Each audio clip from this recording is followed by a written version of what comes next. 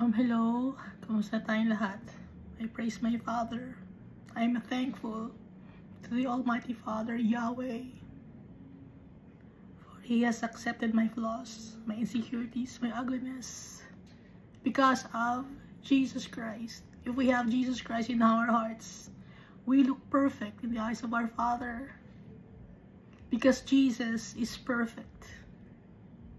And I thank the Holy Spirit for always reminding us of the ways of our Father and of Jesus Christ, guiding us, teaching us goodness, mercy, and kindness to people. Last time, we read, ako lang pala nagbasa ba kayo? Ako lang nanonood nito. 2 Samuel chapter 8, 9 and 10. So dito sa 2 Samuel chapter 8, 9 and 10, makikita natin ito na maraming mga battles or mga trials or tribulations na pinagdaanan si David, pero napagwawagyan niya lahat. Nako-conquer niya ang land because of the Almighty Father, not because David was strong, not because David was full of wisdom and knowledge. It's not that. David conquered the land, different lands, the land of the Moabites and other lands because of the Almighty Father. Masaya si Almighty Father when He gives gifts to His children.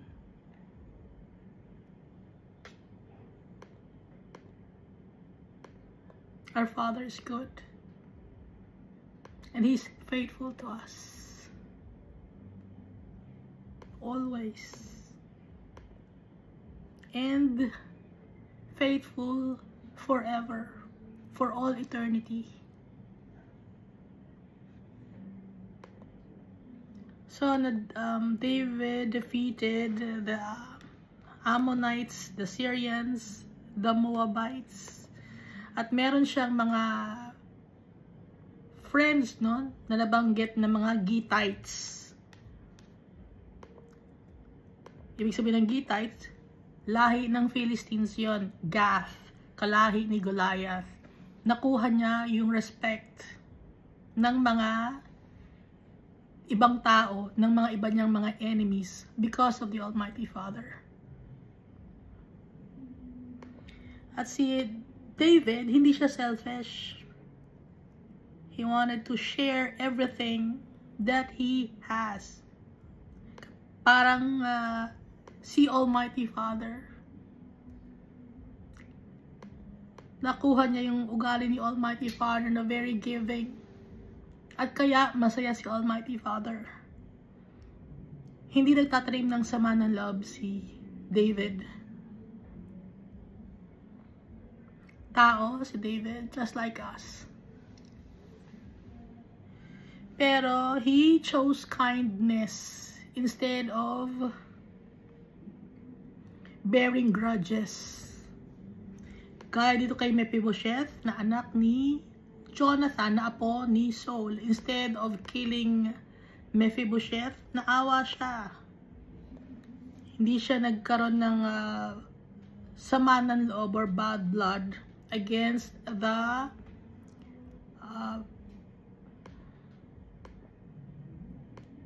sons and the daughters and relatives ni Saul. Hindi siya nagkaroon ng galit. At lahat ng mga bagay, isinishare niya sa mga tao.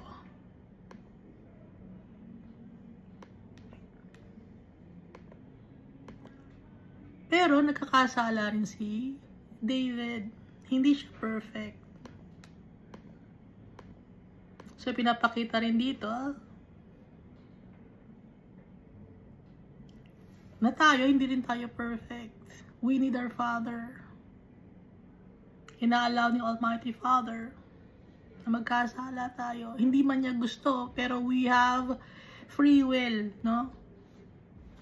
Hindi niya gusto na magkasala tayo, pero nagkakasala tayo. At yun naman ang magiging way para humingi tayo ng tawad kay Almighty Father at magpakumbaba. At pag nagkakaroon tayo ng iniquities or transgressions, tapos humingi tayo ng tawad kay Almighty Father, natatanggal yung mga impurities natin. Parang ginto, no? Hindi pa tayo pure na 24 karat gold. Meron pa tayong mga iba pang mga minerals and metals na nasa sa atin na dapat na matanggal. Kaya meron tayong mga trials and tribulations na pinagdadaanan. And time will come, we will be perfect like Jesus.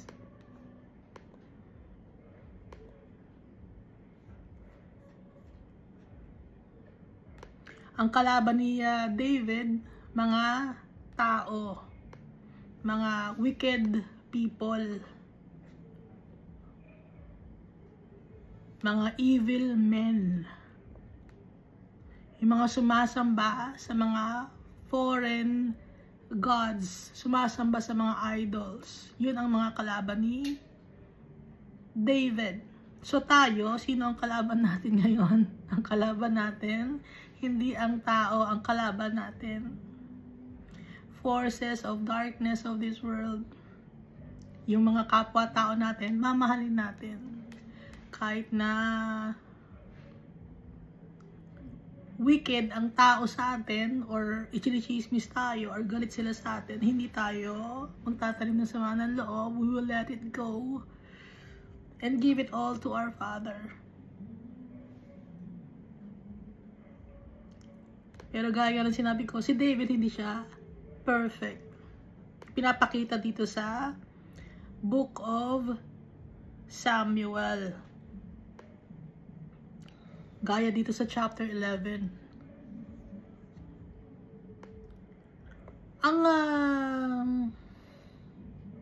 Si Almighty Father, He created Adam and Eve. Babae at lalaki, mag-asawa, no? Isang pair lang. Hindi dapat madaming asawa.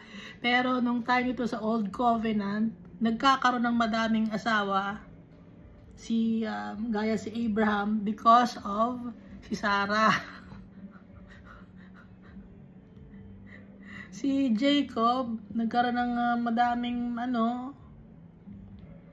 asawa. Hindi naman niya gusto yon. Ang gusto lang niya talaga si Rachel. Pero yung tatay ni Rachel na si Laban, ibinigay muna si Leah bago si Rachel.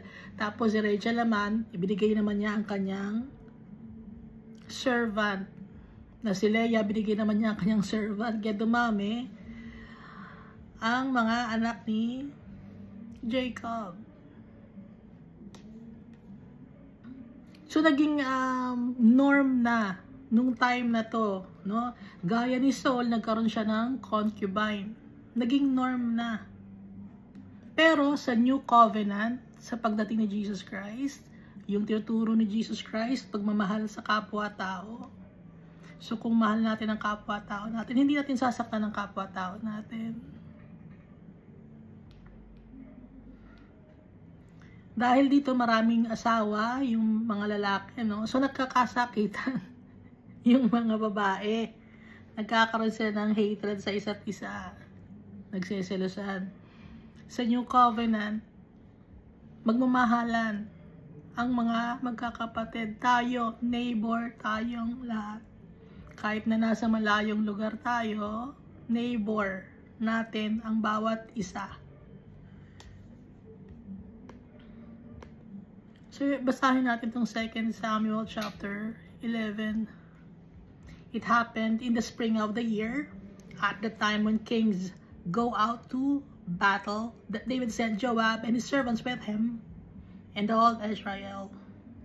So, ito ay nangyari March to May. Kasi ito yung month na springtime sa Israel. March to May. Sa Gregorian calendar, no? Tawag March to May. Nung time na yon, may battle silang pupuntahan. Ang kalaban nila, mga Ammonites. Tsaka yung place na Reba. So si David, pinadala niya si Joab. So ibig sabihin, si Joab at tsaka yung ibang mga soldiers, hindi kasama si David.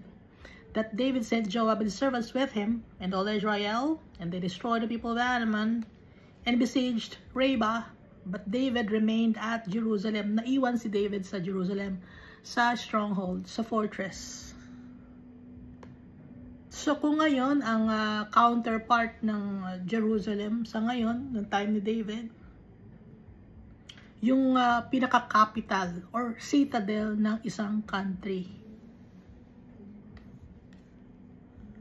Verse 2, then it happened one evening that David arose from his bed. Gabi na ito, nakahiga na si David. Bakit siya tumayo, hindi siya makatulog? Dahil nga, yung kanyang mga tauhan, merong battle, may kalaban, ano? So, hindi siya nakatulog, nag-iisip siya. Kasi nga, tao din si David, katulad natin, nag-iisip din. Hindi siya makatulog. May mga times tayo na hindi tayo makatulog, di ba? Pero ito ang nangyari kay David. David arose from his bed because he could not sleep, no? Pero hindi naman nakakalagay ito kung bakit siya tumayo. Basta he arose from his bed. Pero ano na natin kaya hindi siya nakatulog dahil nga, ulitin ko, merong battle or laban ng kanyang mga tao. And walked on the roof of the king's house. So may rooftop na nun. Yung bahay ni David. Doon siya naglalakad sa rooftop. And from the roof, he saw a woman bathing. Doon sa roof, syempre, pag roof, naka-elevate, nasa taas siya. Ngayon, yung mga bahay na iba, nakatabi ng bahay ni King David, syempre, mabababa lang. Hindi natin alam kung bakit niya nakita yung babae naliligo. Wala bang bubong yung bahay o yung banyo?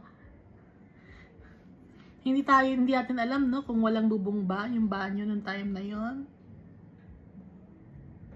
Dahil yung nung time na yun, mabababa lang ang bahay.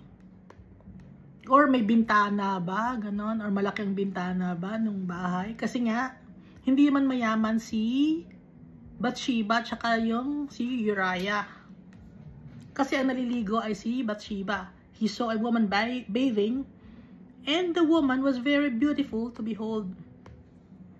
Magandang tignan. Yung babaeng naliligo, sabi dito, and the woman was very beautiful to behold. Maganda sa paningin niya habang naliligo yung babae. Verse 3. So, pinapakita rito, no, na si David, lalaki rin siya, tao rin siya. May kahinaan din siya. Verse 3, so David sent and inquired about the woman. Ipinagtanong ni David kung sino yung babae.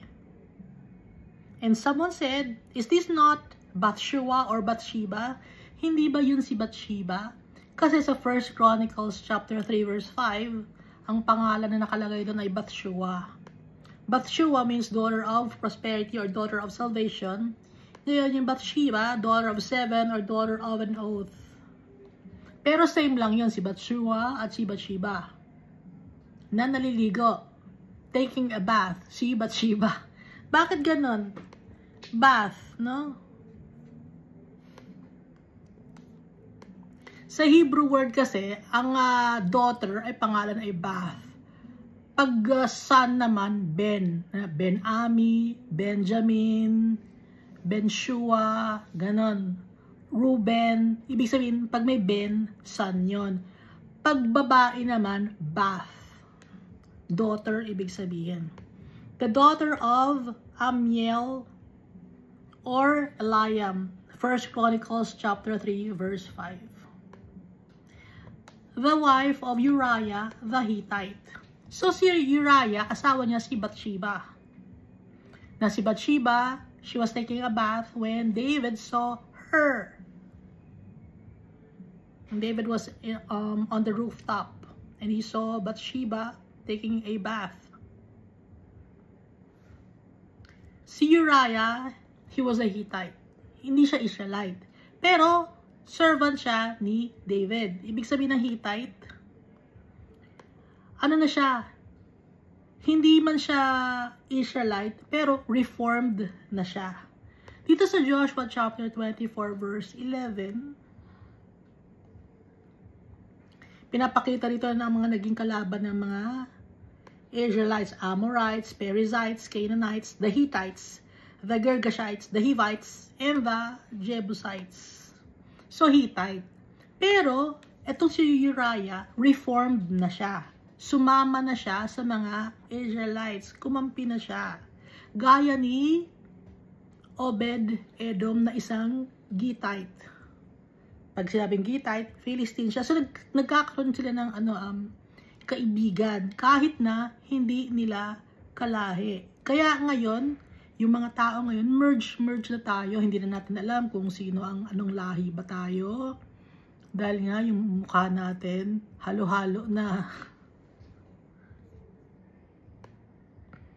Hindi natin alam, kahit ibang skin natin, kulay yellow, or kulay, ano bang kulay black. Yung may mga lahi tayo, no? Na, hindi natin alam kung ano ng lahi.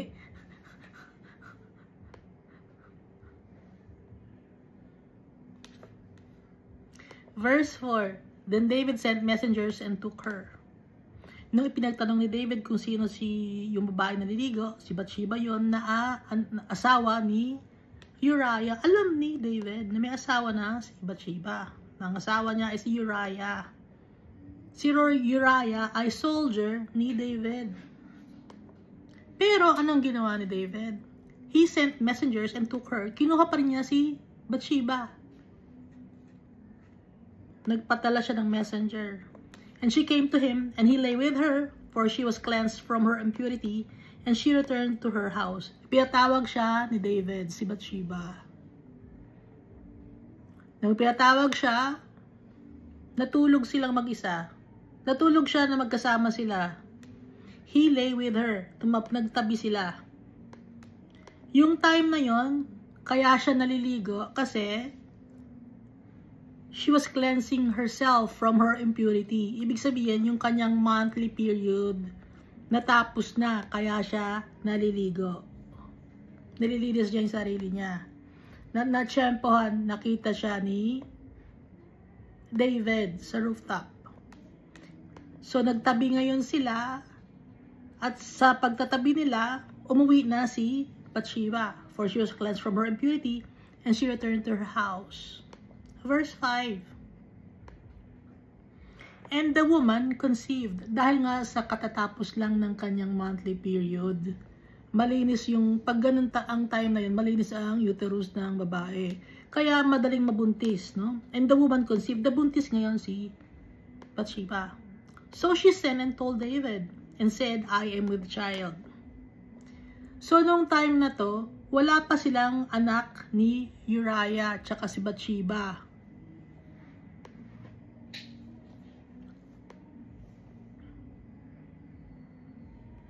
So, nakabuntis kay Bathsheba, si David.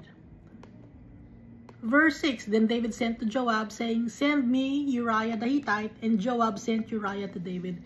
Tawagan mo si Uriah. Ngayon, ang ginawa ni Joab, dahil sinabihan siya ni David na tawagin si Uriah, tinawag naman ni Joab si Uriah na isang Hittite. Verse 7, when Uriah had come to him, David asked how Joab was doing, and how the people were doing, and how the war prospered. Kinausap ni David si Uriah. Pero hindi naman talaga importante ang gusto niyang kausapin. Para lang matanggal yung kanyang guilty conscience. Nakukonsensya siya. Kaya extra friendly siya kay Uriah. Na hindi naman niya usual na ginagawa. Pero nga dahil sa guilty siya, kinausap niya si Uriah, kinakausap niya kung kamusta si Joab, kamusta yung mga tao. Kamusta yung war? Ano bang nangyayari sa war? Pero hindi naman yun talaga ang pakay ni David, or goal ni David. Ang goal ni David ay matanggal man lang yung kanyang guilt, no?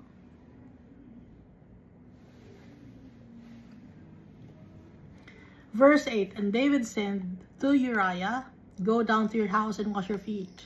So Uriah departed from the king's house, and a gift of food from the king followed him. Umuwi ka sa bahay ninyo. Hugasan mo ang sarili mo, magugas ka ng linisin mo yung sarili mo dahil galing kayo sa war. Umuwi ka ng bahay mo. Yun ang gusto ni David na mangyari. Umuwi ng bahay si Uriah para tabihan ni Uriah si Bathsheba. Para mapagtakban yung pinagbubuntis ni Bathsheba. Para kunyari, si Uriah ang nakabuntis sa kanya.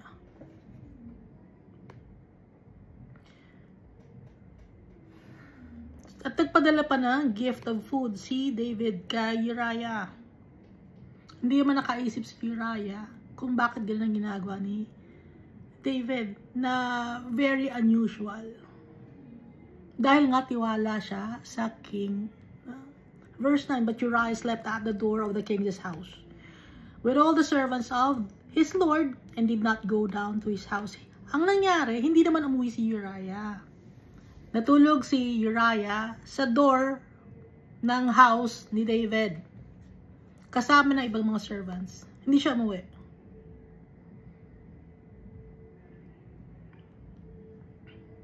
So yung plano ni David na gusto niya na gusto niya natabihan ni Uriah si Bathsheba, hindi nangyari. Verse 10. So when they told David, saying Uriah did not go down to the house or to his house, David said to Uriah, did you not come from a journey? Why do you not go down to your house? Di ba ang layo ng pinanggalingan mo? Pagod na pagod kayo. Bakit hindi ka umuwi? Di ba sabi ko sa'yo umuwi ka? So ginagawa ni David yun, parang magkatabi si Uriah at si Bathsheba.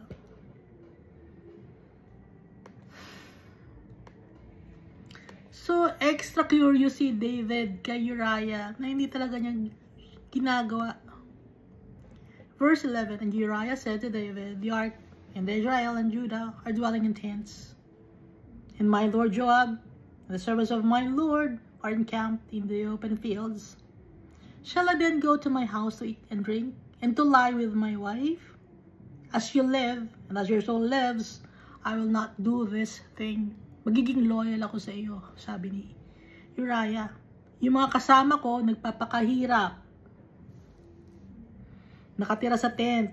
Meron kaming war na pupuntahan. Busy kami. Kaya yung trabaho ko, gagawin ko ng maayos. Makakauwi pa ba ako sa bahay ko? Kakain ako, iinom ako, tapos tatabihan ko yung asawa ko? Hindi ko kayang gawin yon, sabi ni Uriah. So nauna yung duty ni Uriah before his personal needs, no? Good-hearted. Si Uriah, loyal to the king, unselfish. Ang iniisip niya, yung trabaho niya, hindi niya iniisip yung asawa niya dahil nga nakafocus siya sa trabaho niya dahil loyal siya sa king. At masaya si Almighty Father pag ganon ang mga tao.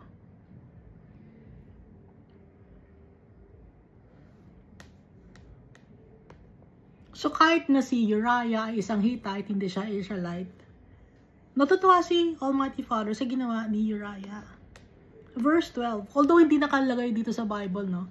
Pero dahil sa mga sinasabi dito, na binabasa natin, makikita natin na kind-hearted si Uriah.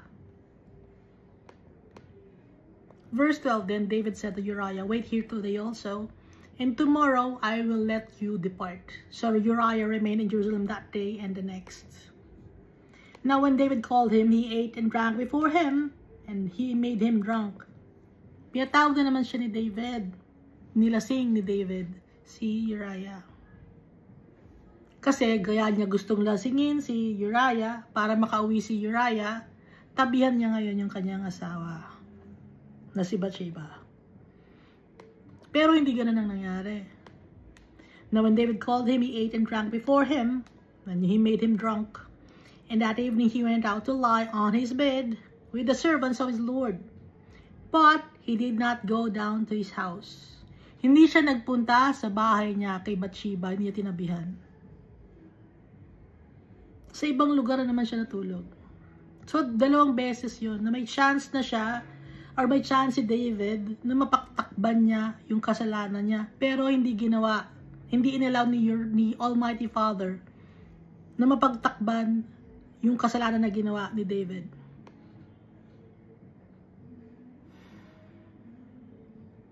Si Uriah, he never took advantage of the goodness of the king.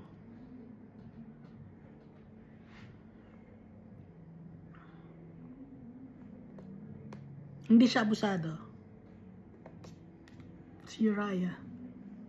Verse 14, in the morning it happened that David wrote a letter to Joab and sent it by the hand of Uriah.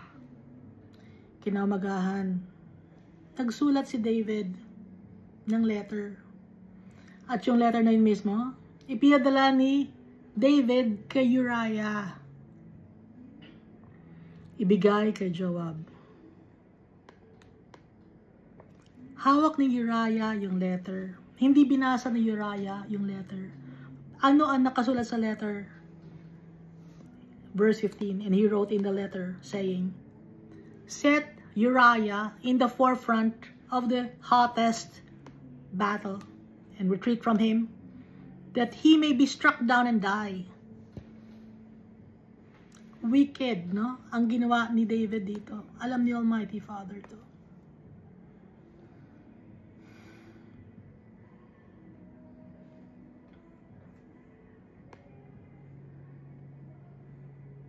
Alam ni Almighty Father, nakikita ni Almighty Father. Alam ni Almighty Father ang plano ni David. Pero hindi niya pinigil. Hinayaan niya si David. Bakit? Para matuto si David.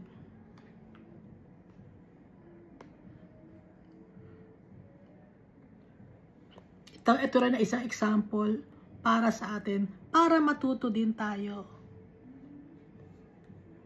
Verse 16. So it was, while Joab besieged the city, that he assigned Uriah to a place where he knew there were valiant men. Ngayon, sinusugod na nila yung city, yung Reba. Na-assign si Uriah sa forefront kung nasaan yung mga strong men. Strong and valiant men. Or men of valor. Verse 17, then the men of the city came out and fought with Joab, and some of the people, the servants of David, fell. And Uriah the Hittite died also. Namatay si Uriah. Dahil yun ang gusto ni David. Iharap si Uriah sa forefront ng battle para kung malakas ang laban, masugatan si Uriah at mamatay. At yun nga nangyari, namatay si Uriah. Then Joab sent and told David all the things concerning the war. And charged the messenger, saying, when you have finished telling the matters of the war to the king, if it happens that the king's wrath rises, pag galit si David sa nangyari dahil maraming napatay, itong sasabihin mo, sabi ni Joab sa messenger. If it happens that the king's wrath rises, and he says to you, why did you approach so near? Bakit ang lapit ninyo? Ang dami tuloy namatay sa inyo. Baka ganun kasi ang sabi ni David sa isip ni Joab. To the city when you fought, did you not know that they would shoot from the wall? Hindi nyo ba alam na pag malapit kayo sa wall ng city, mamamatay kayo, madami ang maapektuhan? Verse 21. Who struck Abimelech the son of Jerubbesheth? Was it not a woman who cast a piece of a millstone on him from the wall, so that he died at Thebes? Why did you go near the wall? Then you shall say, your servant Uriah the Hittite is dead also. So ito binabanggit na tungkol kay Abimelech. Mababasa to sa Judges chapter 9 verse 50. So, kung gusto nyo malaman yung story ni Abimelech, no, nabasa na natin. Pero, kung gusto nyo basahin on your own, read Judges chapter 9 verse 50. Yung tungkol kay Abimelech. Ngayon, babanggitin mo to, sabi ni Joab. Ha, banggitin mo yan. Kahuli-hulihan, ito ang banggitin mo. Pag malungkot si David. Your servant, Uriah the Hittite, is dead also. Sabi ni Joab.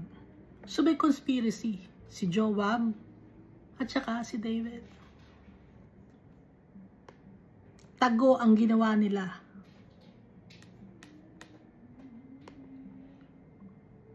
So the messenger went and came and told David all that Joab had sent by him. Sinabi lahat ng messenger, kay David ang nangyari. Sa kahuli-hulihan, no? And the messenger said to David, surely the men prevailed against us and came out to us in the field. Then we drove them back as far as the entrance of the gate. So ikwinento ng messenger ko ano ang ginawa nila. Kung anong nangyari, na the archer shot from the wall at your servants, and some of the king's servants are dead, and your servant Uriah the Hittite is dead also. So kahit na maraming mga namatay, idinugtong Uriah the Hittite is dead also. So for David, that was good news. Bad news muna, maraming namatay. Tapos ang ending ng message ni Joab, na sabi ng messenger kay David, Uriah the Hittite is dead also, which was good news to David. Kaya si David hindi siya masyado nagalit. Then David said to the messenger, thus you shall say to Joab. Ito ang sabi mo kay Joab. I-relay mo ngayon kay Joab. Not lest this thing displease you. Huwag ka malungkot sa nangyari. Dapat malungkot sila, di ba? Kasi maraming namatay sa kanila. Pero, nung sinabi na si Uriah, the Hittite is dead also, ang pinasabi ni David, huwag kayong malungkot. Joab, huwag kang malungkot. For the sword devours one as well as another. Normal na pangyayari yan dahil nga tayo ay nasa battle.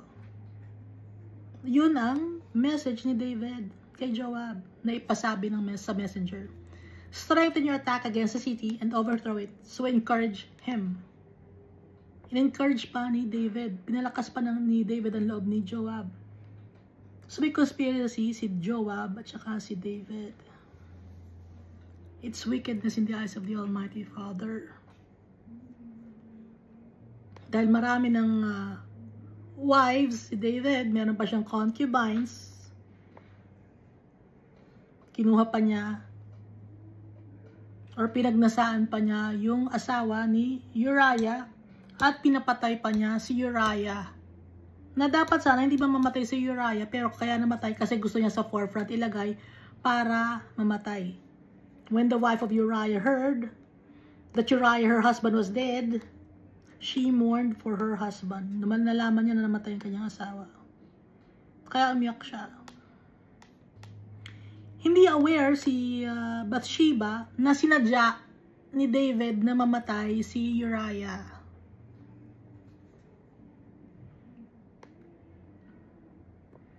Verse 27, and when her mourning was over, David sent and brought her to his house.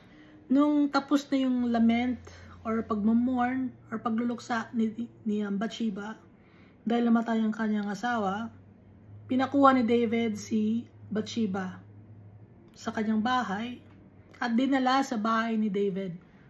And she became his wife and bore him a son. Naging asawa ni David si Bathsheba at nanganak na si Bathsheba. Lalaki ang ipinanganak.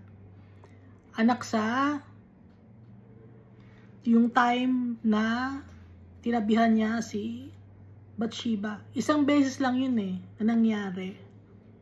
So, hindi tinabihan ni Uriah si Bathsheba na binigyan ng dalawang chances ni David si Uriah na matabihan si Bathsheba. Hindi nangyari. Na tuloy ay pinagbubuntis, no?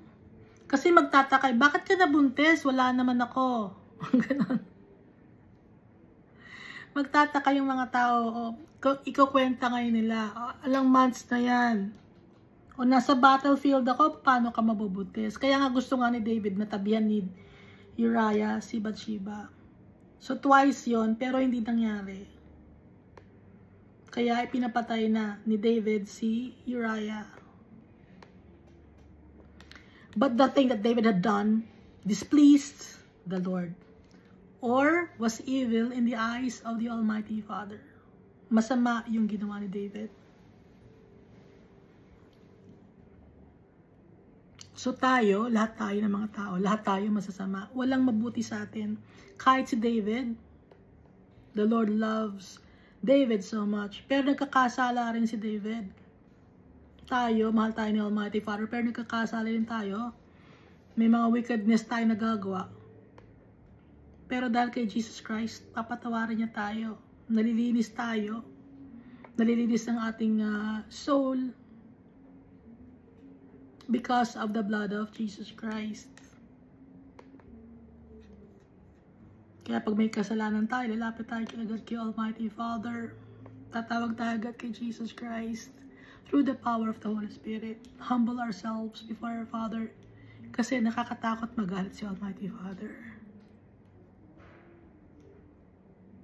Pag nagkakasala tayo kay Almighty Father, nire-reject natin siya.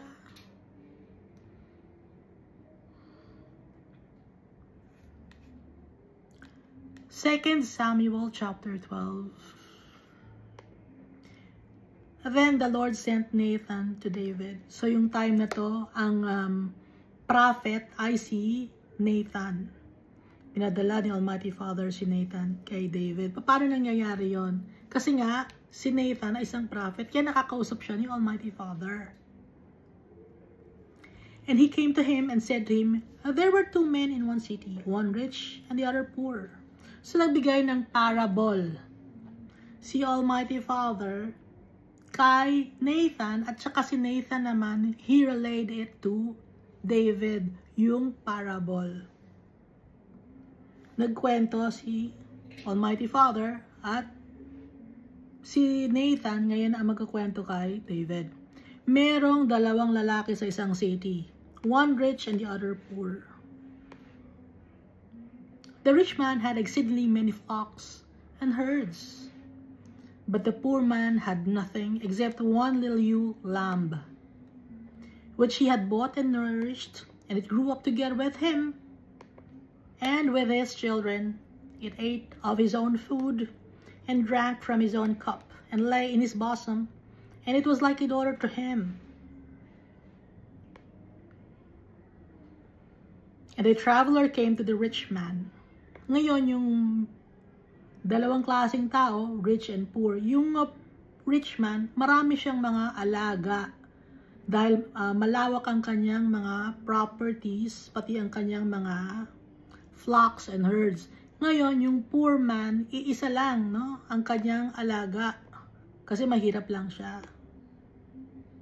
Pero kahit na isa lang yung kanyang alaga, na isang lamb,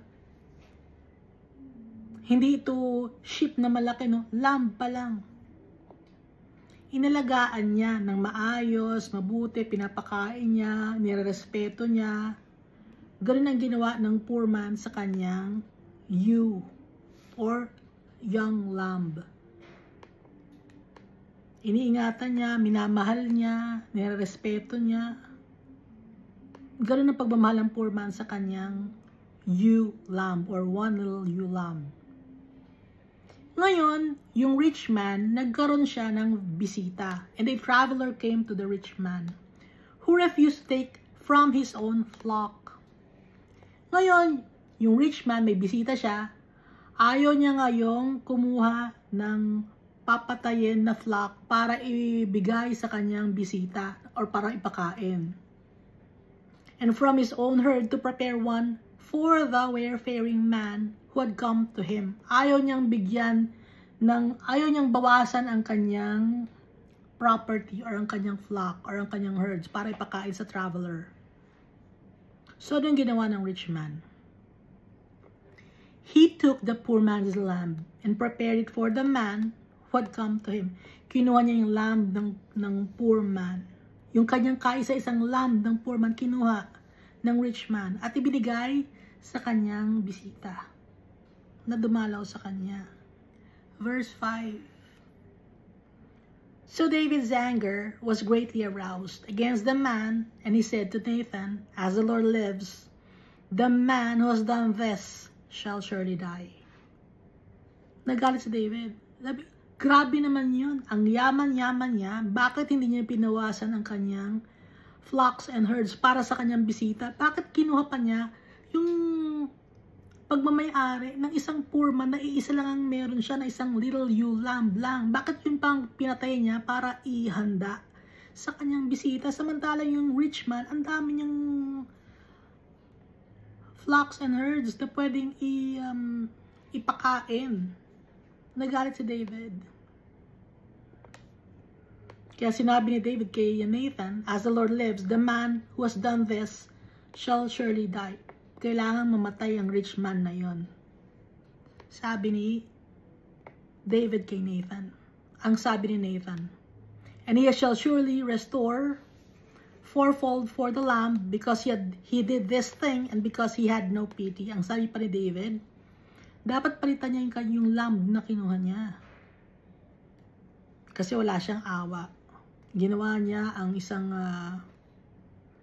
abomination. Sabi ni David, tungkol sa parable na binanggit ni Nathan, na rich man. Verse 7, Then Nathan said to David, You are the man.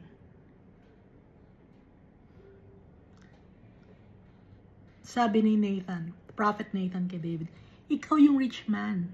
Hindi mo alam? Thus says the Lord God of Israel, I anointed you king over Israel, and I delivered you from the hand of Saul. Ikaw ang ginawang king sa Israel. At hindi ka pinatay. At i-deliver ka sa kamay ni Saul, from the hand of Saul. Hindi ka hinayaan ni Almighty Father na sirain or patayin ni Saul. Iningatan ka ni Almighty Father. I gave you your master's house and your master's wives into your keeping. Lahat ibinigay ko sa iyo. And I gave you the house of Israel and Judah. Sabi ni Almighty Father. Na pinapasabi ni Almighty Father kay Nathan, irelay kay David. No? And if that had been so little or too little, I also would have given you much more. Kung nalilitan ka sa mga ibinigay ko sa iyo, mas marami pa sana akong may bibigay sa iyo. Sabi ni Almighty Father kay David through Nathan. Lahat binigay ko na sa iyo. Yung kingdom, iningatan kita. Pati yung mga properties, ikaw na ang king of Israel. Yung nagpa-prosper ka, yung land, nakakonquer mo, yung mga kaaway mo, hindi ka natatalo. Dahil iniingatan kita. Ngayon kung nalilitan ka pa sa bigay ko, bibigyan pa sana kita ng mas madami. Sabi ni Almighty Father. Verse 9. Why have you despised the commandment of the Lord to do evil in His sight? Bakit? Ba't ganyan ang ginawa mo? Gumawa ka ng isang wickedness sa kapwa-tao mo. You have killed Uriah the Hittite with a sword. Kahit na si Uriah ay napatay sa war, pero gumawa di ba ng letter si David na dala-dala ni Uriah para kay Joab na si Uriah dapat ang ilagay sa front line para si Uriah ay mamatay. So kahit iba ang pamatay kay Uriah, yung purpose ni David para mapatay si Uriah ilagay sa forefront. So indirectly, David killed Uriah. You have taken his wife to be your wife. Kinuha mo yung kanyang asawa para maging asawa mo. And have killed him with a sword of the people of Ammon. At ibinibintang mo ngayon ang pagkakapatay kay Uriah sa mga tao ng Ammon. Akala ng mga tao ang nakapatay kay Uriah ay mga Ammonites. Pero ang totoo, ikaw talaga ang nakapatay. Pati yung asawa niya kinuha mo. Sabi ni Almighty Father. Ibine-blame mo sa iba, kunyari, na iba ang nakapatay kay Uriah. Pero ang totoo, ikaw talaga nakapatay.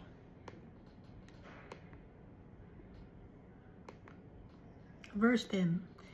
Now therefore the sword shall not depart from your house. So the Lord cursed David.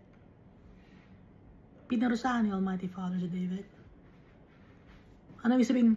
Therefore, the sword shall never depart from your house. Magkakaroon ng away sa iyong family. Because you have despised me or rejected me, sabi ni Almighty Father. Kasi hindi mo ako sinunod. You despised me, you rejected me, hindi mo sinunod yung tama. Kaya yung family mo magiging apektado. Hindi lang ikaw. And I've taken the wife of Uriah the Hittite to be your wife. At inulit ni Almighty Father, kinuha mo kasi yung wife ni Uriah para maging asawa mo.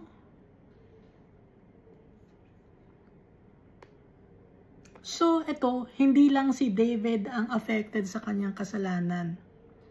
Affected si Bathsheba, namatay si Uriah, at saka pati na yung buong household ni David affected.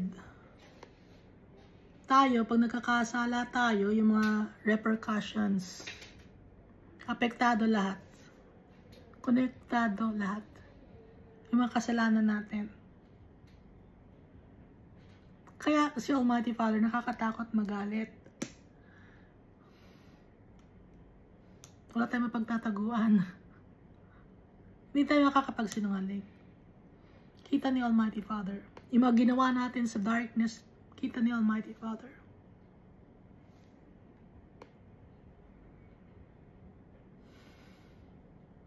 Kaya wala tayong mapagmamalaki. Wala makakapagsabi sa atin na tayo ay malinis. At kita lahat ni Almighty Father. At kung ano man yung mga na-experience natin, ng mga bagay sa buhay natin, na trials and tribulations, some are repercussions or consequences of our evil doings.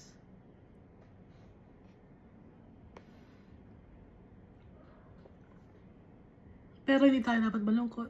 Si Almighty Father nasa sa atin, papatawarin niya tayo. Willing si Almighty Father to forgive us if we will be remorseful of our sins. Dahil mahal niya tayo. Gusto niyang ibigay ang the best sa atin. Kailangan tayong maging perfect like Jesus. Si Jesus dumaan siya sa trials and tribulations. Although He did not sin even once.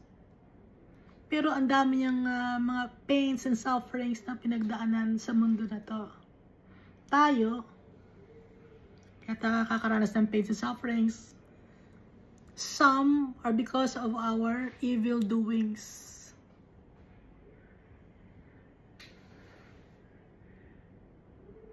Kaya magpakumbaba tayo kay Almighty Father. Accept natin, tanggapin natin na nagkasala tayo. At tanggapin tayo ng tatay natin wholeheartedly because He loves us so much. And that's also the reason why He gave Jesus to us. To redeem us. To cleanse us dahil ang tao madumi talaga. Lahat ng nasa utak natin, patuloy na kadumihan ang nasa isip. Diba nakalagay dito sa Old Covenant? The mind of man.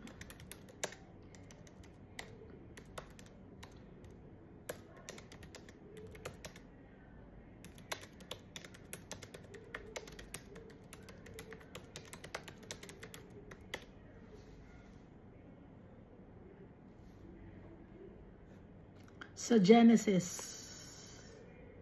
chapter 6 verse 5.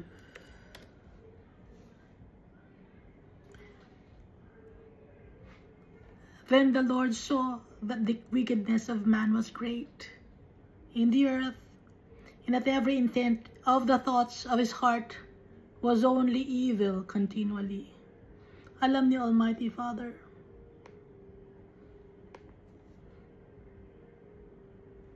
Kaya wala tayong pagmamalaki sa tatay natin. Magpapakumbaba tayo sa tatay natin. Kailangan natin si Jesus Christ.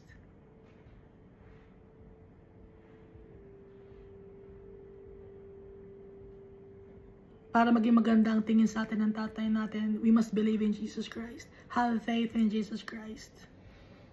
Call on the name of Jesus Christ. He's the only mediator to the Almighty Father. Thank you, and God loves us all so much.